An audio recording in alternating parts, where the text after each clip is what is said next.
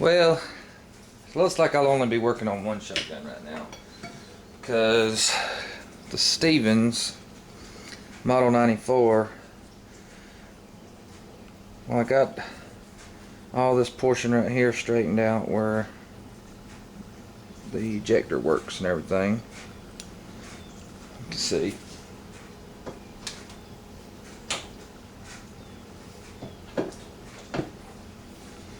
We got that part working. Got it all shaped back where it needed to be.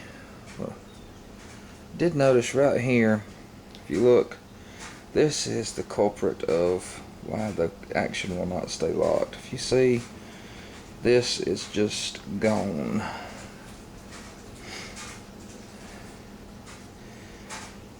That would have to be re-welded back in and then filed back down. I don't have a welder, and I'm not going to pay the price for having that welded.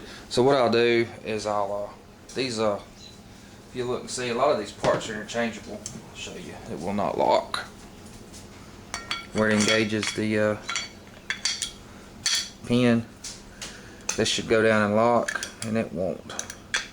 There's just not enough meat here to hold it back to engage the lock in there. So we'll keep the receiver. I'll do a video if y'all are interested in how to take this out, how to take the the ejector and spring and all this mechanism out. It's pretty simple, and I'll be looking. I'll go to gun shows or something. I can buy a replacement barrel for this gun. The barrel's like $120, and since a lot of these are interchangeable with the 16 gauge and the 16 and the 12, because they're done on the same frame receiver. So what I did is I just took the stock off of the 12 gauge, goes in pretty decent shape, and put it on the 16 gauge. So until I strip her down and refinish her to my daughter's likings. Weather's a little bit cold around here. I really need about a 70-degree temperature to do the Duracoat that I'm going to do on it. So we'll keep all the parts, and I'll strip down this receiver if anybody's interested. Not that it's a very difficult process, but I will. If anybody's interested, I'll show you how to take this little jewel apart. And if nothing else, if we don't find another barrel, like I said, usually gun shows they'll have part swaps, places where you can go get various different little parts and stuff. So we'll check it out and see. I did notice that this pin wasn't flushed in, and somebody had beat it until this pin was actually rounded, and I tried to straighten it back out, try to push it back through to where I could when I take down the frame, and you can see it's got some brass marks where I was using a brass hammer.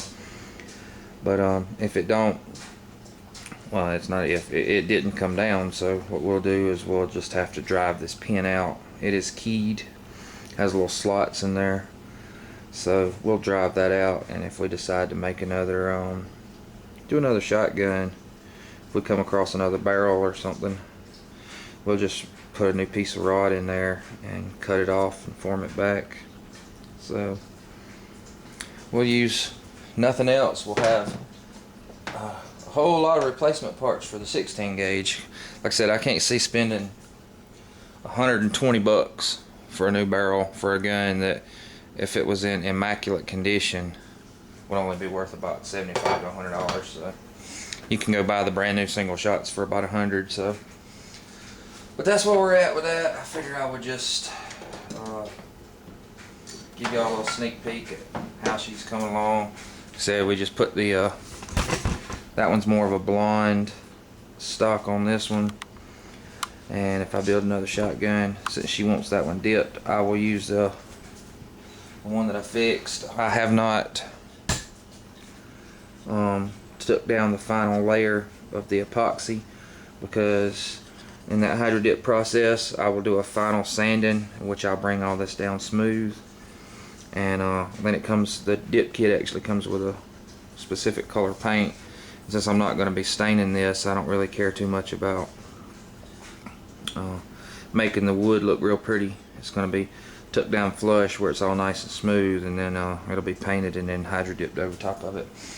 But in the meantime, since my little girl wants to shoot her shotgun, I just took this shotgun stock off of the 12 gauge and put it on the 16 gauge. And all these parts are interchangeable between all the 94 models and the 107B, and there's a ton of these guns that were made under various different names, but they're interchangeable, so we'll just keep an eye out for a new barrel. If anybody's got an old barrel that they're not using, maybe got one of these that's got a busted up stock or something that really not interested in doing anything with, well, might look into doing some swapping or something and get a barrel. But like I said, we'll keep our eyes open at gun shows and various other places. Alright, I'm gone.